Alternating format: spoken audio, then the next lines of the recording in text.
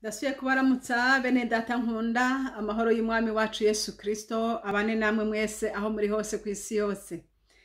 Izina ryanje nitwa Françoise Habunayo kandi ndashimiye Imana yo mwijuru kubera yuko umwanya wose yama yaduteguriye imfunguro zidukwiriye. Yesu nashimwe.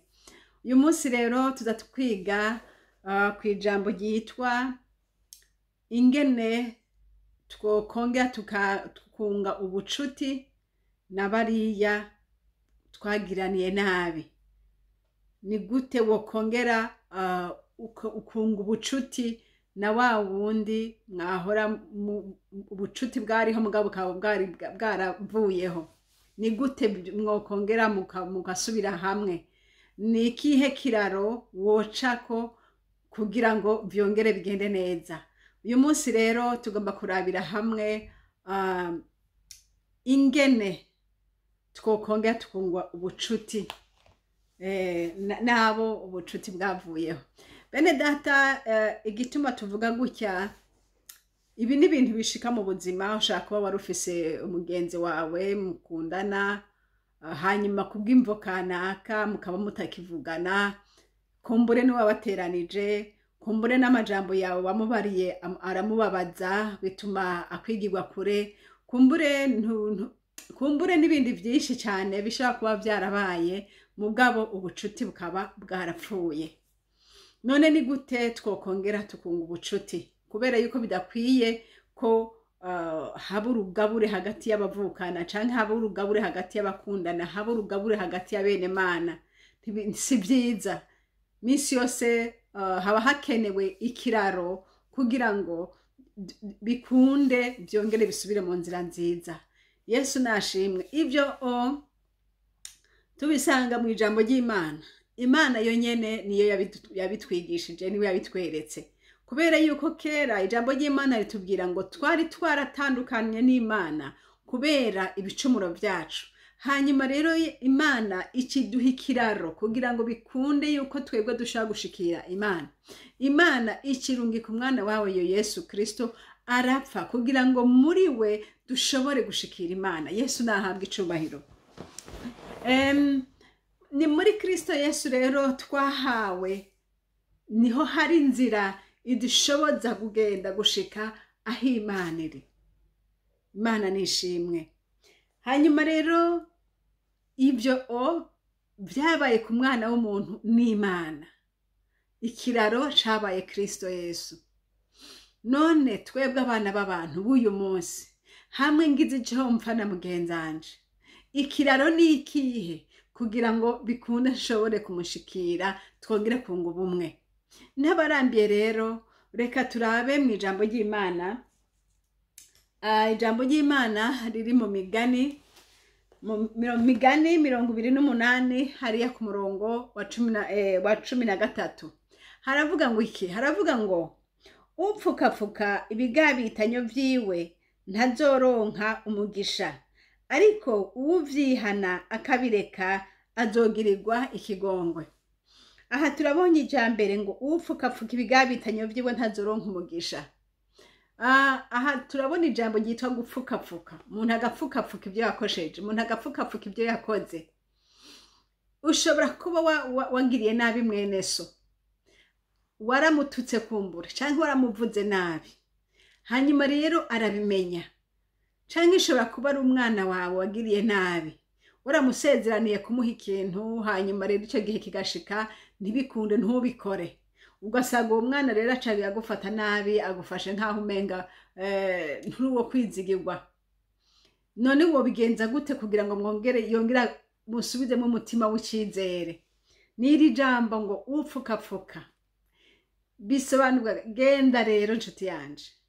Uzi neza uriya mwene data wagiriye nabi, canke naho uzi neza yuko ariho mwene data donko mutakivugana kubw'ibintu n'ibindi byahaciye. Ijambo rya mbere ni ukudapfukapfuka ibyo wakoze. Iyo umuntu agiye akavuga ati nukuri jewe mbabarira nakoze ibi n'ibi n'ibi, narakuvuze nabi, narakuvuze nabi. Ijambo rya mbere aca yiyongera akiyumvira wamvuze nabi kubera iki? Kubera yuko igikorwa carakoretse mugabo wewe ikimubabaje nico kuvuga kubera iki yagize bijya bintu. Imana nitubabarire. Aha turiko turiga kugira ngo tumenye ingene dushaka gukiza imitima y'abandi, kandi umenya gukiza imitima y'abandi kuko nabo nuwawe wakize. Imana nishimwe. Hanyuma rero ikibazo ciwe wavuze uti mbabarira kubera yuko mugenzi wanje nakuvuze nabi vrema. None ko wamuvuze nabi wabitewe niki? Kuko nico kibazo kice kigaruka kuri we. Acavuga ati wabitewe niki? Kubera iki wangiriye ivyo? Rero kugira ngo ntugarukiraho gusa ngo mbabarira nabikoze narakuvuze, uca wongera ugasobanura icatumye bikora kuko kirahari. Ushobora kuba tuvuge ntanga karero nk'umwana, uti mwana mbabarira sinakujanye muri restaurant nkuko nabikwemereye kubera yuko uya mwanya nari mfise inama kandi iyo nama yarihuta, ariko Imana ingiriye neza nzokujana uwundi munsi. Aho ubihejeje kuko ubusobanuye neza nawe muri we nta bindi vyumviro asigarana. Imana ishimwe. Okay, ushobora kuba tuvuge ari nk'ikindi kintu wakoze. Mwene data ndagomba kugira ngo ni wihane neza, ni wavuga ikintu kivuge neza ku buryo bw'uko wa wundi kitamusigaranamwe ibindi bibazo. Kuko ni wamusigaranamwe ibindi bibazo ntazoba akize, ahubwo uzo buhinduye fase y'ibibazo. Rero vuga neza. Hari uwundi muntu wo muri Bibiliya ngo yarivye yiba ibinyago ngo arabinyegeza. Hanyuma rero ngo baca barabirondera bati none biri hehe barasaka, hama barateba barabitora. Hanyuma uwo muntu baramubaza ati none wewe byakugendekeye gute kubera iki wagize? Imana ishimwe. Yaravuze neza, yaravuze ati ni jewe nabitwaye, nabinyegeje hariya munsi hariya, kandi icatumye ndabitwara urumva nabirabye ndavyitegereza numva ndabishimye mu mutima. Nukuri mbabarire niko vyabaye. Urumva aravuze kandi avuze neza. Nuza kuvyumva aza kumva icambere niwe yemeye, icakabiri yavuze niyo yabishize, icagatatu yavuze n'icatumye abitwara yabirabye arabishima. Hanyuma mumbabarire nshuti, Imana igufashe, Imana iguhezagire, Imana ikwigishe gukora neza. Kwihana nivyo hari abantu benshi baza akavuga mbabarira naragucumuyeko. Umbare ngo warancumuyeko. Ikibazo ni wacumuye iki? Wakoze iki? Ni bavuga urumva narakwivye amafaranga yawe yarahanaha. Kubera iki? Wari usanzwe uri umusuma. Ucuvuga urumva nukuri uyo munsi nari nshonje cyane, hanyuma rero nari mvuye muri sport, hama rero nkaba nari nshonje gose, hanyuma nukuri nca ndaba mu ishakoshi yawe nca nkuramwe amafaranga nca ngenda kugura ifanta. Urumva vraiment mama mbabarira. Ako nakarorero. Aho urumva bayavuze neza. Nshuti yanje mugenzi, kugira ngo wigarurire ubu umutima wawe wavunye umutima wundi, genda ufukurure ibyaha wamukoreye. Biragoye mugabo niyo nzira. Mubwira uti nukuri mbabarira, naramenye ko nakubabaje kandi vraiment mbabarira, nakoze uko, urumva byangendekeye gutya, mbabarira. Eheraba nabitewe nuko byagenze uko. Kandi nawe niba ari umuntu afise ubwenge, uvyo umusobanuriye nawe nyene ashaka kuca vyumva yuko tu avais raison de faire ça. Niba ari umuntu atari mal intentionné, ushobora kumubwira uti mbabarira kubera yuko vyagenze uku nuku nanje mu mutima hajya byari bimeze gutya, nico catumye ndayajisa kuriya. Imana ishimwe, azokumva. Kandi kubera yuko uvugishije ukuri kwawe, nawe ivyo bintu uko wavyumviriye bica bija muri we, akaja muri position yawe, akaca gutahura, nawe agaca kubwira ati ahubwo nanje mbabarira kuko nanje narakwiyumviriye nabi, kuko nanje niyumviye uku nuku. Ivyo rero mumaze kuganira vyose bikaba biheze. Yesu nahashimwe. Bene data, turi mu rugendo, kandi urwo rugendo si urugendo rworoshe. Satani afata akantu gato gusa umuntu hera umugenzi wawe kera akaba yabrigije des relations kandi mwari abantu bakamaro mwarasengana mwarafashanya mwarabakunze ariko Satani agashema akantu katoyi rero tumugwanye kuko turi mu nzira ija mwijoro kandi Yesu agiraze wiyumvire yuko abantu bose ni beza inshuti ndakubarire abantu bose ni beza nta muntu numwe ari mubi guhera mu gatondo gushika bwire nta muntu numwe ari mubi guhera itariki ya mbere gushika itariki ya nyuma y'ukwezi nta muntu numwe wariho nukuvuga ngo iki mu muntu harimo ibintu vyiza mu muntu harimo n'ibindi bintu bibi rero wewe rondera ivyiza biri muri uyo muntu niba hura n'ibibi biri muri uyo muntu ucurondera ingene ubirengana ariko gumurondera vya vyiza biri muri we Imana ishimwe nanje uyu munsi ndiko ndakubwira ijambo ry'Imana birashoboka gushika mu mwanya wundi ugasanga nashavuye ndi wundi muntu kubera yuko turi mu isi kandi iyo si irimo ibigwisha ariko naho no shavura singumayo kuko ndagiye ko kuguma mu burakari atari amahoro atari umugisha menya neza yuko naguye ahantu ntari nkwiye kuja nca nongera nkavayo kugira ngo mbandanye inzira Yesu naduhezagire Yesu naduhana umugisha niri jambo ngo upfukapfuka ibigabi bitanye byo ntazoronka umugisha ariko wibyihana kabiserura wo muntu azogirirwa imbabazi nuko rero ugende wikiranure na mwene so umubwira uko uvyumva umusaba imbabazi kuri bya bindi bamukorera ariko cyane cyane umusobanurira icatumye bikora kuko nabyo bizomufasha azomenya neza yuko atari kamere yawe gukora nabi azomenya neza yuko byagushikiye kubera iki niki kandi azoguharira hari uwundi muntu twasomye kera yitwa Hagari uwo Hagari yari umujakazi wa Sarayi uwo nawe bari bashwanye na Sarayi hanyuma amwirukanye aca aragenda ariko ingorane yari yabaye kuri we ariko wewe igihe yahunga ntiyibaza ko ari we yagize ingorane aho rero n'iyindi etape y'abantu bashobora gushavura akagutanga mu manyama akagutanga gushavura kandi ari we yagize amakosa rero le konsekansi zimugarutseko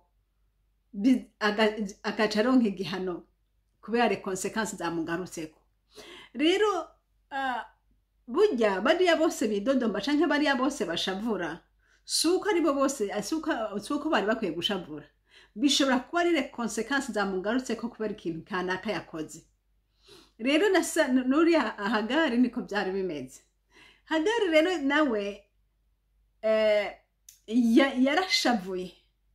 yarashavuye kubera yuko yarari mu ngwane zikomeye bamukuye mu rugo ataca afise ajya ibyo yarafise byaheze atagira iyanja n'iyava ariko Imana ishimwe dufise Imana mu ijuru umumarayika ngo acamusanga aramubwira ati Hagari uja hehe mujakazi wa Sarayi uja hehe nibiki ni haca yihuta kuvuga ni mpunze mabuja yangiriye ibi nibi rarara nkuko nawe uyu munsi ushaka Imana ishaka kugusanga kubaza ati wewe ushavujwe niki ugacuvuga urumva uriya mugore vraiment yaramvuze nabi uriya mugore vraiment yangiriye gutya na gutya na gutya Imana yoyo niyo yonyene izukuri irashaka kubona ati naho uri kurahunga naho uri kurava ngo ni nakakugiriye nabi ni wewe wabiteye iyo ni ingaruka y'ivyakubayeko rero Imana kuko ari umucamanza agororotse ntaraba gusa ibyo wamubwiye ntaraba gusamarira wirigurira wirizwa n'ubusa ntaraba ibyo gusa Imana yo irasobanukiwe iby'ukuri biri muri wewe Imana yabonye Hagari yaramubwiye ati naho uvuga ngo ni Sarayi yagushavuje naho uvuga ngo ukimbiye Sarayi kubera yuko yagufashe nabi intango yo kukwirukana yavuye kuri wewe ni wewe waciye widuza ngo nuko fisi ndawutangura kumubona nkaho umenga niwe mujakazi nawe ari nyoko buja Imana ati genda subirayo uce bugufi imbere yiwe Yesu nashimwe Yesu arazi umuti uhwanye n'iyo ngorane yawe Yesu arazi ni gute kwihana kwawe nukuhe uyu Hagari ntiyatumwe gutanga amafaranga, uyu Hagari ntiyatumwe kugenda kuvuga ngo pardon naragize gute, yasabwe ngo genda uce bugufi, kubera yuko icari camugoye kwari ukwiduza no kwibona no kumukengera. Rero kugira ngo ahepare ivyo bintu yarakwiye guca bugufi, akerekana la difference yuko uko yarameze kare nuko abaye ubu. Yesu nashimwe. Sarayi nta nkeka abonye aciye bugufi akabona yemeye gusubira kuba muri ca kibanza ciwe c'umujakazi, yaciye amukunda. Imana nishimwe, Imana nihabwe icubahiro. Bene data, tumenye uko dukwiye kugenda muri iyi si. Ni isi nyerera, ni isi goye. Umenye uko ukwiye kuvuga, umenye uko ukwiye kwigenza kugira ngo bikunde turangize no rugendo amahoro. Tugenda n'umutima uciye bugufi, tugenda n'umutima witeguye guharira, kandi tugenda n'umutima witeguye gusaba imbabazi. Yesu wacu aduhezagire cyane. Ijambo goma nsubiramwo, ntugapfuka ibyaha byabo, ahubwo bifukure n'ibyaba ngombwa kugira ngo Yesu akugirire neza. Ni waba ufise ingorane kubera kwibona no kugira gute, hindukira uce bugufi, bizogenda neza.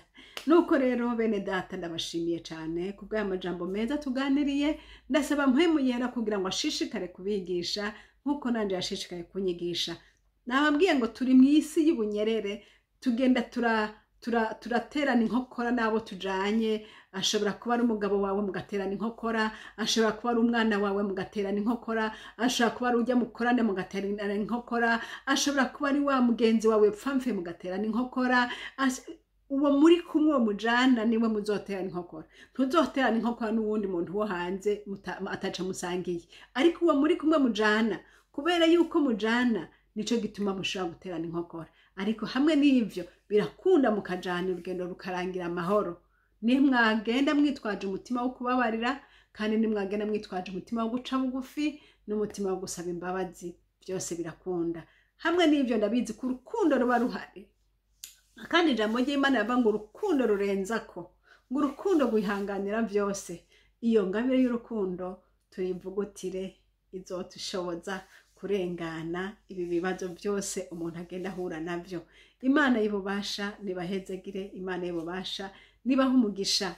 Nuko twariko turavuga mu uburyo bwo kwigarurira abo twatandukanye nabo kubw'imico kanaka canke ibintu kanaka.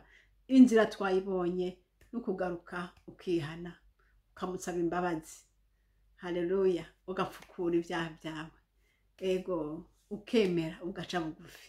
Yesu aguhezagire, Imana iguha umugisha. Data, mu izina rya Yesu ndagushimiye.